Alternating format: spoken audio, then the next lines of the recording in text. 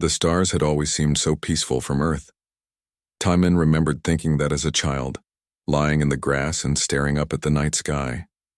Now, as captain of the Earth Defense Force warship Indomitable, he knew better.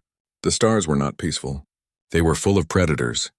His ship floated in orbit around Jupiter's moon Europa. Below him, 3,000 humans lived and worked in mining colonies, extracting valuable minerals from beneath the ice. It was hard work, but good work. Families had made homes there. Children had been born there. Then the Vrelian ships arrived. Timon watched the alien fleet descend through his viewport. 50 massive vessels, each one larger than anything humanity had ever built. They moved with terrible purpose, ignoring all communication attempts from his ship and from the colonies below. "Sir, what do we do?" his weapons officer asked. The young man's hands shook over the controls. Timon clenched his jaw. His ship had 8 missiles and 2 laser cannons. The Vrelians had a fleet that could destroy planets. "Nothing," he said quietly. "We watch. We record everything. And we survive to tell Earth what happened here."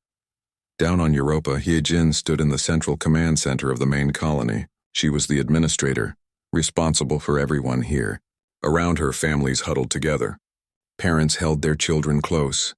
Everyone was afraid. She had sent messages to the Vrelian ships. She offered to negotiate.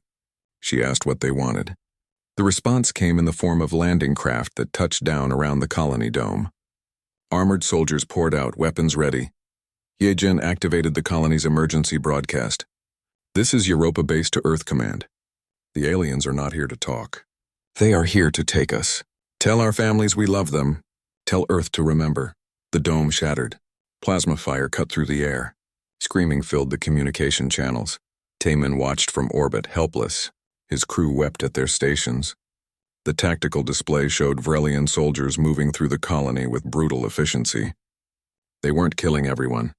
They were capturing them, loading them into transport ships like cargo. "Why?" his first officer whispered. "What do they want with us?"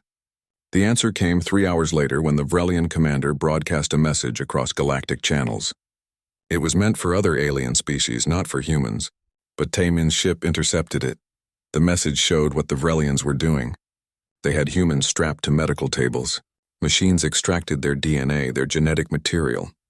The aliens spoke casually about the value of human biology on the black markets, rare genetic sequences that could be sold for enormous profits.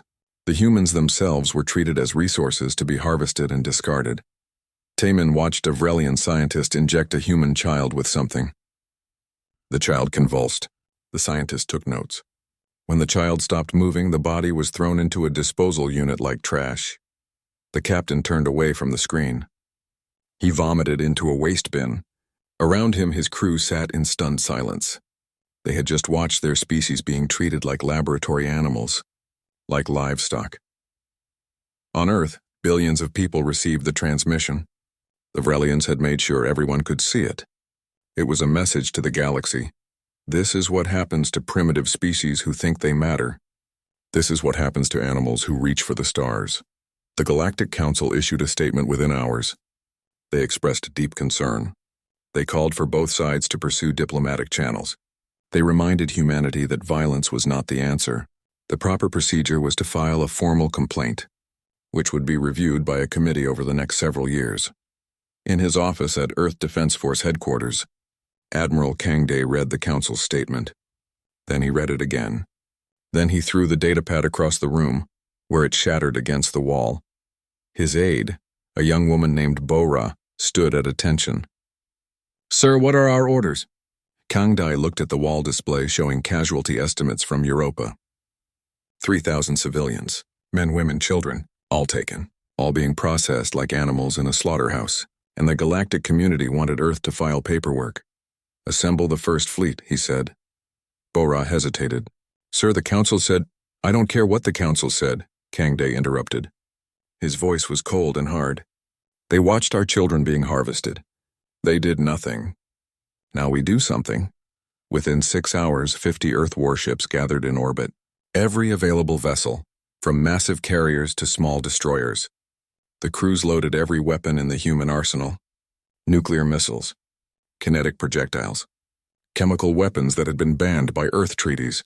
Biological agents that made plague look gentle, experimental devices that scientists had built in secret labs, things that violated every rule of civilized warfare. The aliens had rules. Conventions about what weapons were acceptable, protocols about how wars should be fought. Humanity had signed none of these agreements. Earth had been denied entry to the Galactic Council. They were not bound by galactic law. Kang Dai stood on the bridge of his flagship. Around him, his command crew prepared for launch. There was Bora at Tactical, Yun at Engineering, Nari at Communications. All of them had watched the footage from Europa. All of them had seen what the Vrelians did. "Admiral," Nari said softly, "the Council is demanding we stand down. They say we cannot take military action without authorization." Kang Dai looked at the young woman. He saw his own daughter in her face. His daughter who had been planning to transfer to the Europa colony next month. Who would have been there when the Vrelians came? "Tell the Council," he said slowly, "that humanity did not ask for their authorization. We are not part of their system. We are not bound by their rules. The Vrelians wanted to see what Earth is, what humans are. Now they will learn." He turned to the helm officer. "Set course for the Vrelian fleet. Maximum speed." "What are our rules of engagement, sir?" Bora asked. Kang Dai thought about Hyejin's last message. About the children on those medical tables. About the scientist casually taking notes while a child died. About the Council's useless statement of concern.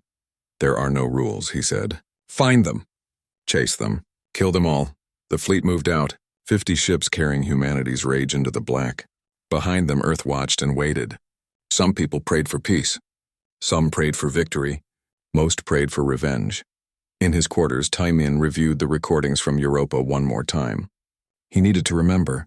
When the killing started, when the Vrelians begged and pleaded and asked for mercy, he needed to remember what they had done, what they had taken. He paused the footage on an image of Hyejin. She had been trying to shield a child with her own body when the plasma fire hit. The captain closed his eyes. "We're coming," he whispered to the dead. "We're coming, and they will pay for every single one of you." The Earth fleet accelerated into the dark. The hunt had begun. The Vrelian fleet matron Velthara sat in her command throne, reviewing the profits from the Europa harvest. The humans had provided excellent genetic material. The samples would sell for triple the expected price. Some buyers were already bidding for exclusive rights to certain DNA sequences. She barely noticed when her sensor officer reported incoming vessels. 50 primitive human ships approaching at combat speed. Velthara found this amusing. These animals thought they could challenge the Vrelian Empire, an empire that had conquered 100 worlds, that had crushed species far more advanced than these Earth creatures. "Send the frigate Corval to intercept," she ordered lazily. "Destroy them all. Make it quick." The frigate broke formation and accelerated toward the human fleet. Its captain was confident. The Corval alone carried enough firepower to sterilize a small planet. 50 primitive vessels would be nothing. On the bridge of the Indomitable, Taimin watched the Vrelian frigate approach. His crew had painted words across the hull in dozens of Earth languages. Every human who saw them would understand the message. "We do not forgive. We do not forget." "They're targeting us, sir," Bora reported from her position. "Weapons lock detected." "Let them shoot first," Taimin said calmly. "I want the recording to show they fired first." The Vrelian frigate opened fire. Brilliant lances of superheated plasma crossed the distance between the ships in seconds. The beam struck the Indomitable's forward shields with tremendous force. The entire ship shuddered.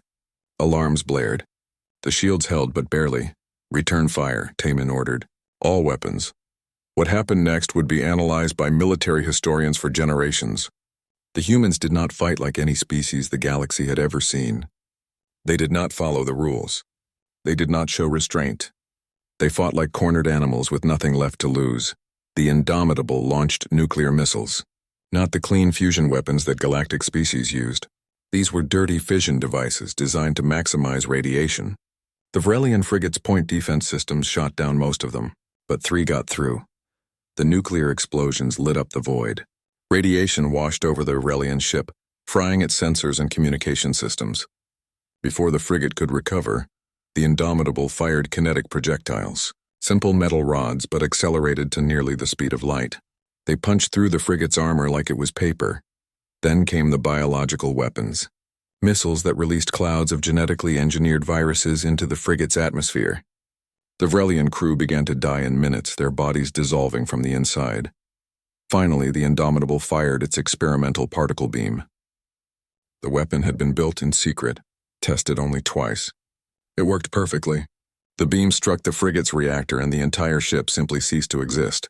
Not exploded, not destroyed. It was unmade at the molecular level, its atoms scattered across space.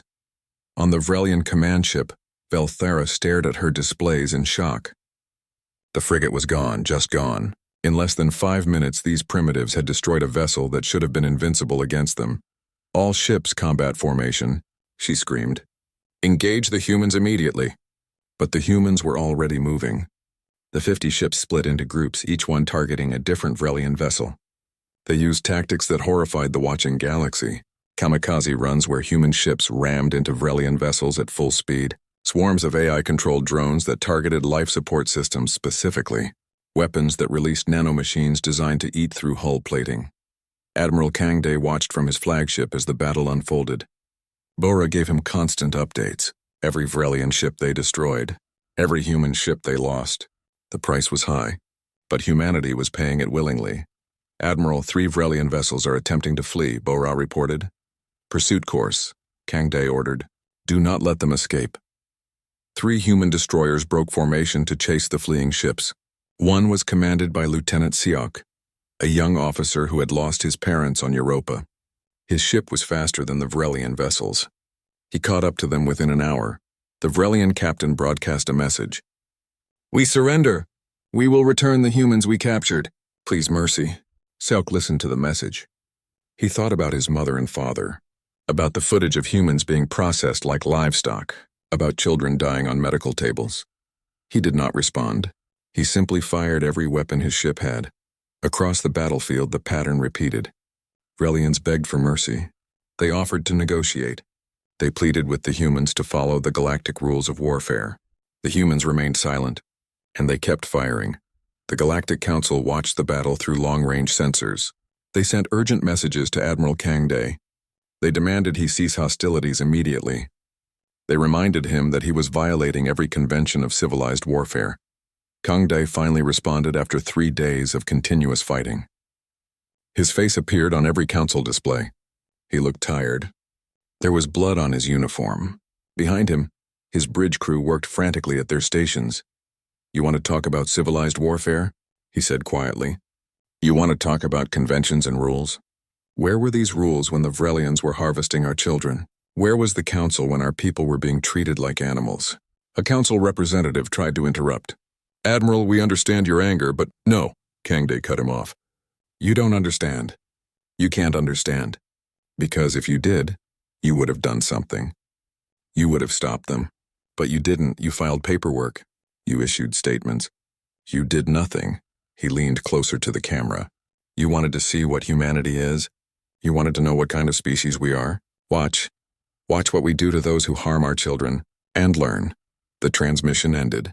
The council chamber fell silent. They had never heard such cold fury in a voice before. They had never seen such determination in a species' eyes. On the battlefield, the Vrelian fleet was falling apart.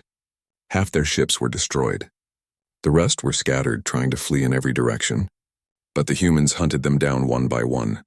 They showed no mercy. They gave no quarter. Velthara sat in her damaged command throne. Her fleet was gone. Her crew was dying. She had one final transmission to send. She broadcasted on all frequencies, hoping someone would hear. "They are monsters," she whispered. "We thought they were primitive. We thought they were weak. We were wrong. They don't fight like civilized beings. They fight like demons, like beasts. Please, someone stop them. Someone." A nuclear missile struck her ship. The transmission ended. Timon stood on his bridge, looking at the debris field that had once been the Vrelian fleet. 300 enemy ships destroyed, 12 human vessels lost, 4,000 human crew members dead, and still the anger had not faded. "Sir," Bora said softly, "we're receiving a transmission from the Vrelian home colonies. They're asking to negotiate a peace." "Tell them," Timon said, "that there will be no peace. Tell them that we are coming for them next. Tell them that Earth remembers." Across the galaxy, species that had never heard of humans suddenly knew their name. And they were afraid. The peaceful council races watched in horror as humanity violated every law of war. But the conquered species, the oppressed peoples, the victims of empires like the Vrelians watched with different emotions. Hope and savage satisfaction. The beasts of Earth had been awakened. And the galaxy would never be the same. The news spread across the galaxy faster than light itself. Humanity, the primitive species from the small blue world, had destroyed an entire Vrelian harvest fleet. 300 warships gone, and the humans were not stopping. They were advancing toward Vrelian territory. In the Grand Chamber of the Galactic Council, representatives from 1,000 worlds gathered in emergency session.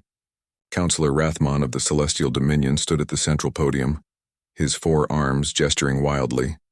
"This cannot be tolerated," he shouted. "The humans are savages. They use forbidden weapons. They ignore all laws of warfare. We must stop them before they threaten all of civilized space." Other councillors murmured agreement. They had watched the recordings of the battle.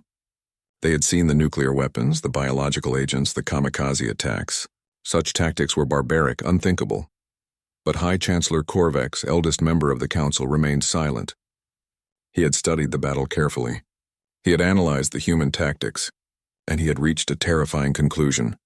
"Tell me, Councillor Rathmon," Korvax said slowly, "when the Vrelians harvested human children, did you call for military intervention?" Rathmon hesitated. That was different. That was a matter for diplomatic. When the Vrelians broadcast their atrocities across the galaxy as a warning to other species, did you demand they be stopped? The proper channels did nothing, Korvax interrupted. His ancient eyes swept across the chamber.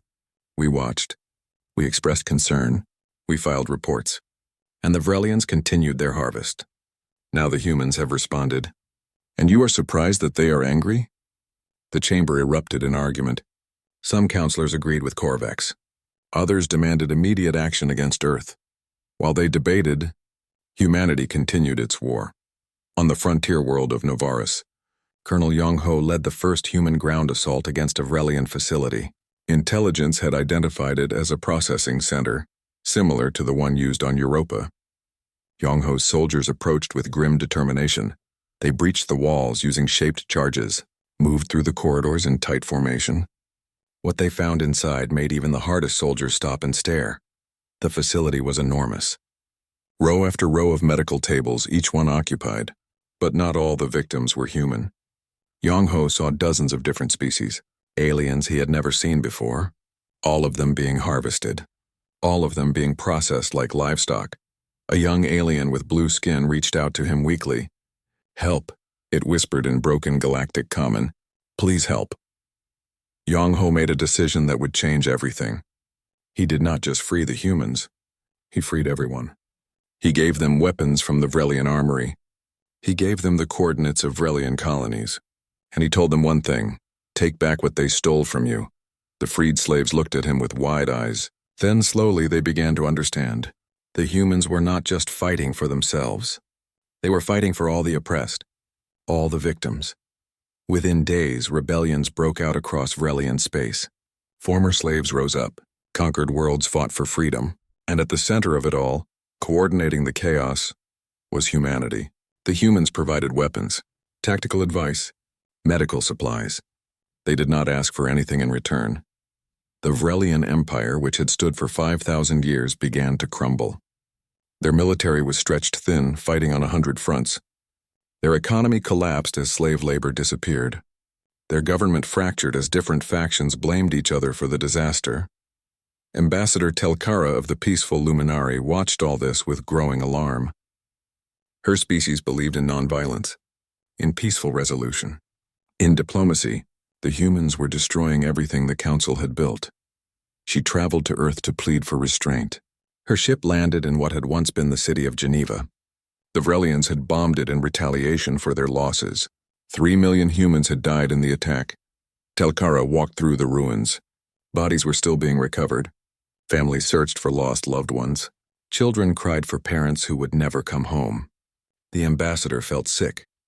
Secretary General Mi Young met her in a temporary command center. The human leader looked exhausted. She had not slept in days. Her eyes were red from crying and lack of rest. Ambassador Telkara, Mi-young said quietly. What can I do for you? Telkara took a breath. You must stop this war. The Vrelian Empire is collapsing. Entire sectors are destabilizing. You are creating chaos across the galaxy. Mi-young looked at her for a long moment. Then she gestured to the window, where rescue workers were pulling bodies from rubble. Do you see that? Mi-young asked. Those are the bodies of children. The Vrelians dropped bombs on schools, on hospitals, on homes. They did it to punish us for fighting back. And you want us to show restraint? There are proper channels, Telkara began. We tried proper channels. Mi-young's voice rose for the first time. We petitioned to join the council. We were denied.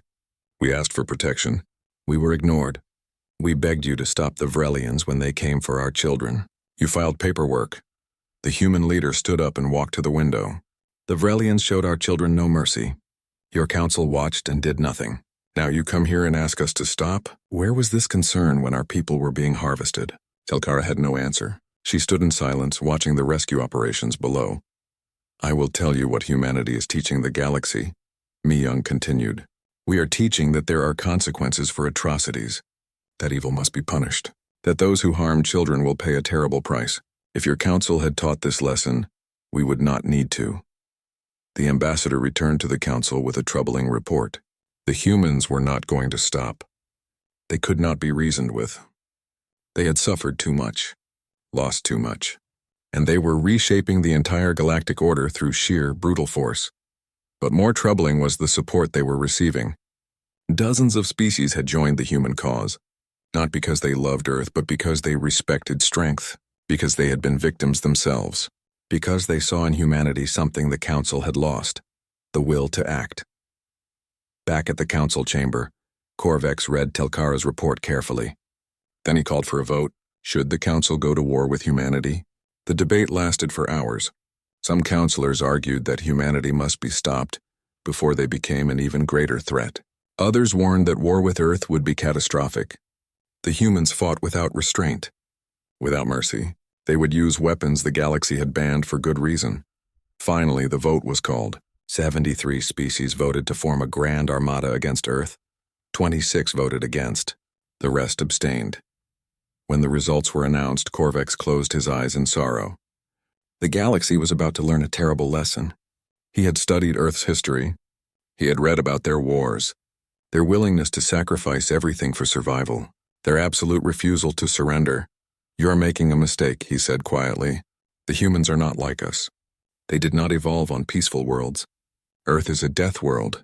It killed 99% of all species that ever lived there. The humans are what survived. They are the apex predators of a planet that breeds nightmares. But the other counselors did not listen. They were confident in their numbers, in their superior technology, in the righteousness of their cause. The Grand Armada began to assemble. 15,000 warships from across the galaxy, the largest military force in recorded history. They would crush humanity once and for all, restore order, save civilization. On Earth, Admiral Kang Day received intelligence about the coming fleet. He looked at the numbers. 15,000 ships versus humanity's few hundred remaining vessels. It should have been impossible. It should have been certain death. But Kang Day smiled grimly. He remembered something his grandfather had told him. A quote from an ancient Earth warrior. They have us surrounded. The poor bastards, he sent a message to all human forces. The galaxy wants to see what we are. Show them. The Grand Armada gathered in the Kronos expanse just outside human space. 15,000 warships from 73 different species, the largest military force ever assembled. From the massive dreadnoughts of the Celestial Dominion to the fast attack cruisers of the Keldari, every ship carried enough firepower to destroy planets. The Armada's commander, Fleet Marshal Dax Ron, looked at the tactical display with satisfaction. The humans had maybe 500 ships left after their war with the Vrelians. This would not be a battle. It would be an execution. Send the demand for surrender, he ordered. The message went out on all frequencies. Earth had 1 hour to surrender unconditionally. Their fleet would be dismantled. Their weapons would be destroyed. Their leaders would face trial for war crimes. If they refused, the Armada would advance on Earth itself. On Earth, billions of people waited for their government's response. Some wanted to surrender. The odds were impossible. Why sacrifice everything for pride? But others remembered Europa, remembered the harvesting, remembered Geneva burning. Admiral Kangde stood on the bridge of his flagship looking at the message. Around him his crew waited, Bora at tactical, Hyun at engineering, Nari at communications, all of them ready to die for their world. Tactical, how many ships do we have? Kangde asked. 473 combat-capable vessels, sir, Bora replied, plus about 2,000 civilian ships that have been armed with whatever weapons we could mount. Kangde nodded slowly. 2,000 civilians in converted freighters and passenger ships. Most of them would die in the first minutes of battle. They all knew it, and they had volunteered anyway. One of those civilians was Dai Jung, an engineer who had lost his wife and daughter on Europa. His ship was a converted cargo hauler loaded with fusion warheads. He and his crew of 17 had one job: get close enough to an enemy capital ship and detonate. We're not soldiers, Dai Jung told his crew as they prepared for battle, but we're human, and that's enough. Admiral Kangde composed humanity's response to the Armada's demand. He attached a video file. Then he broadcast it across every channel in the galaxy. The video showed the footage from Europa, every horrible second of it. Humans being harvested, children dying on medical tables, bodies being discarded like garbage. Then Kangdai's voice spoke over the images. You want to know what we are? We are the species that survived ice ages and supervolcanoes. We are the species that killed every predator on our world. We are the apex predators of a death world called Earth. You came to our home. You killed our young. You thought we were weak. You thought we would submit. You were wrong. The video ended with a simple message: come and try. The Battle of Sol began at 0600 hours, Earth Standard Time. The Armada crossed into human space in a massive formation. Their strategy was simple: overwhelming force. They would advance in a wall of ships, destroying anything in their path. The human fleet met them at the orbit of Mars. 473 military vessels and 2,000 armed civilian ships. It looked like a joke, like lambs facing lions. Then the humans opened fire. The first wave was nuclear missiles, thousands of them. The Armada's point defense systems shot down most of them, but not all. Nuclear explosions bloomed across the formation. Radiation washed over ships, disrupting sensors and communication. Then came the kinetic weapons. Huge metal rods accelerated to incredible speeds. They punched through shields and armor like they were not there. A single rod could cripple a dreadnought. Captain Yunha commanded a destroyer that had lost most of its weapons in the earlier fighting. She had one option left. She aimed her ship at the largest enemy vessel she could find, a massive carrier, and pushed the engines to maximum. Crew, abandon ship, she ordered. You have 30 seconds. Her crew rushed to the escape pods. Yunha stayed at the helm. She needed to guide the ship in manually to ensure it hit. 20 seconds. The enemy carrier was trying to evade. 10 seconds. The last crew member escaped. 5 seconds. Yunha closed her eyes and thought of her family. Then she pushed the engines past their safety limits. The destroyer's reactor went critical just as it entered the carrier's hangar bay. The explosion vaporized both ships and 30 nearby vessels. Yunha's sacrifice had killed thousands of enemy soldiers in seconds. Across the battlefield, other humans made similar choices. Ships rammed enemy vessels at full speed. Fighters flew into engine exhausts and detonated. Boarding parties set off antimatter bombs inside captured ships. Engineer Hyun had designed special weapons for this battle. Nanotech swarms that ate through hull plating. Computer viruses that corrupted enemy ship systems. Modified gravity wells that crushed ships like tin cans. Every weapon was designed to maximize damage while requiring minimal resources. The Armada's advantage in numbers began to mean less. The humans fought in ways the galaxy had never seen. They ignored all conventions. They showed no honor. They simply killed with ruthless efficiency. Lieutenant Siak commanded a frigate that had been damaged in the opening exchange. His weapons were offline. His engines were failing. But he had one thing left: a black hole generator. It was an experimental device, unstable, dangerous. If we activate this, we'll create a temporary singularity, his science officer warned. It could destroy everything within 1,000 kilometers, including us. Siak looked at the tactical display. There were 50 enemy ships within that radius. He thought about Europa, about his parents, About the price of mercy. Do it, he ordered. The generator activated. Space-time twisted. A tiny black hole formed, lasting only seconds before collapsing. But those seconds were enough. 50 alien warships were torn apart by gravitational forces beyond comprehension. Seok's frigate was destroyed too. All hands lost. The battle raged for 9 days. 9 days of continuous combat. No breaks, no pauses, just endless killing. The Armada had superior technology, better shields, stronger weapons, more experienced crews. But they had never faced an enemy like this. The humans did not care about losses. They did not care about their own lives. They cared only about protecting Earth. On the 5th day, the Armada's morale began to crack. Soldiers who had never known defeat started to fear. They watched human ships ram into their vessels. They saw civilian freighters packed with explosives detonate next to their carriers.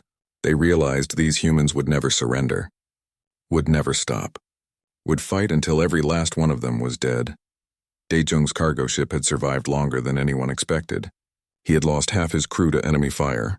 His ship was held together with emergency welds, but he finally had his target, a massive command dreadnought. Everyone to the escape pod, he ordered his remaining crew. Sir, we should all go, one of them protested. Someone needs to steer, Daejung said quietly, and I've lived long enough. Go, tell Earth we fought well. The crew evacuated. Daejung aimed his ship at the dreadnought's bridge. The enemy tried to shoot him down. Their weapons tore his ship apart piece by piece. But he kept going. Engine screaming. Hull breaking apart. Still going. He thought of his wife's smile. His daughter's laugh. All the things the Vrelians had taken from him. All the reasons he was here. The cargo ship struck the dreadnought at full speed. The fusion warheads detonated. The dreadnought's shields failed. The command deck was obliterated. The entire ship went dark and began to drift, lifeless in space. By the 9th day, the Armada had lost 6,000 ships. The human fleet was nearly destroyed. Only a few dozen military vessels remained operational. But Earth still stood.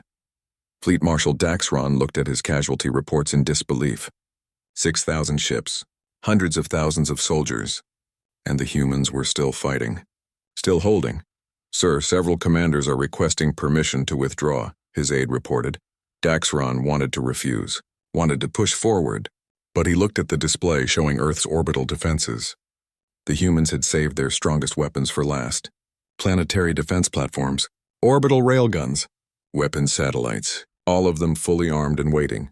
To take Earth would cost the rest of his fleet, maybe more. For the first time in the battle, Daxron felt fear. These humans were insane. They fought like demons, like beasts who knew no other way. Signal the fleet, he said quietly. We're withdrawing. The order spread through the Armada. Ships began to retreat. Some fled in panic. Others withdrew in good order. But they all left. On Earth, people watched the Armada leave. For a moment, there was silence. Then the celebrations began. They had won. Against impossible odds, humanity had survived. The galaxy fell silent after the Battle of Sol. The Grand Armada had been shattered. 6,000 warships destroyed. The combined military might of 73 species had failed to defeat a single world. News of the battle spread across every inhabited system, and with it came a new understanding. Humanity was not to be challenged. The Galactic Council dissolved within weeks. Species that had joined the Armada scrambled to sign peace treaties with Earth. They sent ambassadors bearing gifts and apologies. They offered trade agreements and technology sharing. Anything to avoid humanity's wrath. The Vrelian Empire simply ceased to exist. Their territories were liberated by the species they had conquered.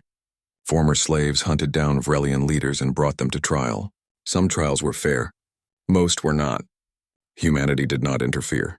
They had taught the galaxy a lesson. There are consequences for atrocities. Ambassador Telkara traveled to Earth once more. But this time she came not with demands, but with an offer. The surviving galactic species had formed a new galactic assembly. They wanted humanity to join. Not as members, but as leaders. Earth would have a permanent seat with veto power over all major decisions. She met with Secretary General Mi Young in the rebuilt city of New Geneva. Construction crews worked around the clock to repair the damage from the Vrelian bombing. Memorials had been erected for the 3 million dead. Fresh flowers covered every monument. You understand what you've done? Telkara asked as they walked through the memorial gardens. You've changed everything.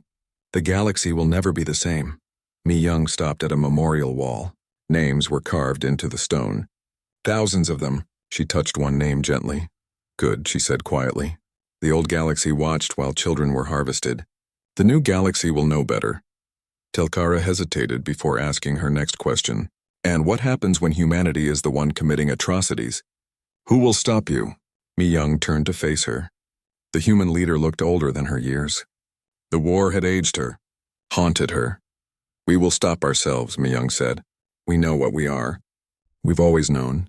We are capable of extraordinary compassion and terrible brutality. We can build beautiful things and destroy them just as easily. The difference is we choose which side to show based on what the situation demands. She gestured to the memorials around them. We will never forget what was done to us. And we will never forget what we did in response. Both will shape how we move forward. Telkara wanted to believe her, but she had watched the battle recordings. She had seen the ruthlessness, the savagery, the complete lack of mercy. I hope you're right, the ambassador said softly, because the galaxy is afraid of you now. Not just respectful, truly afraid. Mi Young nodded slowly. Fear is honest.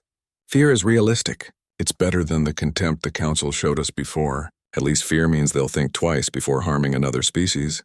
Admiral Kangday never returned to active duty. He retired immediately after the battle, haunted by the faces of those who had died under his command. 4,000 military personnel, thousands more civilians, all of them following his orders into death. He spent his days in a small house by the ocean, far from the cities. Some days he could sleep. Most days he could not. The nightmares were always the same, the Europa footage. The battle. The screaming. The silence when it ended. A therapist told him he was suffering from survivor's guilt. Kangday did not need a therapist to tell him that. He knew exactly what he was feeling. He had ordered people to their deaths. Young people. Brave people. People who trusted him. Some called him a hero. He knew better. Heroes did not order civilian freighters to ram into warships. Heroes did not sacrifice thousands to save billions. Heroes did not use weapons that violated every principle of civilized warfare. But he also knew he would do it all again if he had to. That was the part that haunted him most. Captain Taman took a different path. He became Earth's first ambassador to the liberated worlds, the dozens of species that humanity had freed from Vrelian control. He traveled from system to system, helping rebuild what the war had destroyed. On one world, he met a young alien named Kriva. She was one of the slaves Young Ho had freed on Novaris. She had fought in the rebellion against her captors. Now she worked as a teacher, educating young ones about the price of freedom. Your people are strange, Kriva told Taman one day. You fight with such fury, such brutality. Yet here you are helping us rebuild, bringing medicine and food. Why? Taman thought about the question. Because we remember what it's like to suffer, to be helpless, to watch our children die. We would not wish that on anyone. The war is over. Now we help. And if someone attacks you again, Taman's expression hardened. Then we will remind them why that's a bad idea. Bora, the young tactical officer from Kangday's flagship, founded the Galactic War Crimes Tribunal. It was an independent organization dedicated to preventing atrocities and bringing war criminals to justice. Species from across the galaxy sent representatives. The tribunal had teeth. It was backed by Earth's military. When they identified a war crime, humanity responded, not with the full fury they had shown the Vrelians, but with enough force to make the point clear. Such behavior would not be tolerated. Some criticized the tribunal as humanity imposing its will on the galaxy. Bora did not disagree. Someone has to, she said during one interview. The old council was afraid to act. They let the Vrelians harvest children while they debated proper procedures. We will not make that mistake. If stopping atrocities means the galaxy thinks we're tyrants, so be it. We'd rather be feared tyrants than watch more children die. Nari, the communications officer, built something more hopeful. She established the first interspecies communication network using human technology. It connected billions across the galaxy, allowing instant communication between worlds. The network became a tool for peace. Species that had never spoken to each other began to trade, to share ideas, to build relationships. Slowly, carefully, a new galactic community formed. One built not on the Council's weak diplomacy, but on real connections between real people. Engineer Hyun returned to civilian life and became a teacher. He taught physics and engineering at universities across Earth and other worlds. His students often asked about the weapons he had designed during the war. The biological agents, the nanotech swarms, the gravity weapons, Hyun answered honestly. I built tools for killing. I designed ways to destroy ships and end lives as efficiently as possible. I am not proud of this, but I am not ashamed either.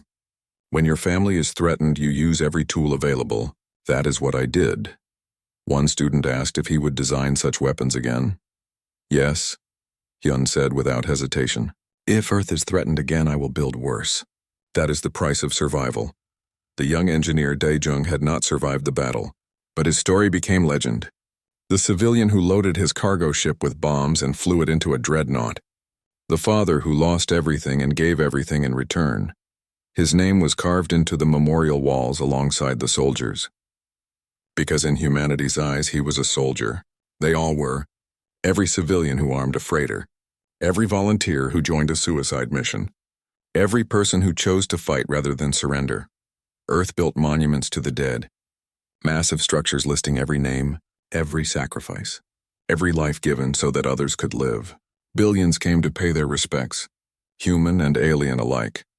Humanity took its place in the new galactic assembly not as the species they had hoped to become, but as what they actually were. Not peaceful explorers seeking friendship among the stars. Not noble heroes bringing enlightenment to the galaxy. They were the enforcers. The ones who responded when atrocities occurred. The ones who punished evil when others looked away. The ones who would do terrible things to protect the innocent. Some species loved them for it. Others feared them. Most felt both emotions at once, and humanity accepted this role. They understood what they were. They had always been predators on a world that bred predators. They had evolved to hunt, to kill, to survive against impossible odds. Civilization had not changed their nature. It had only given them rules about when to unleash it. The Vrelians had broken those rules. They had attacked human children, and humanity had shown them the beast that lurked beneath the civilized surface, the beast that every human carried inside them, the part of them that remembered the ice ages and the predators and the constant struggle for survival. Years later, a young alien student asked Ambassador Taemin a question during a lecture. Do you regret the war? The brutality? The weapons you used? Taemin thought for a long moment before answering. I regret every death, he said finally. Every life lost. Every family destroyed. War is terrible. It breaks things that can never be fully repaired. It creates scars that never truly heal. He paused. But do I regret stopping the Vrelians? No.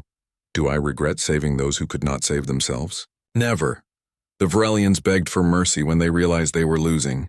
They pleaded for the laws of civilized warfare. They asked us to show restraint. But they showed no mercy to our children. They followed no laws when they harvested innocent people. They showed no restraint when they killed and processed thousands of humans like livestock. So we gave them what they gave us, nothing.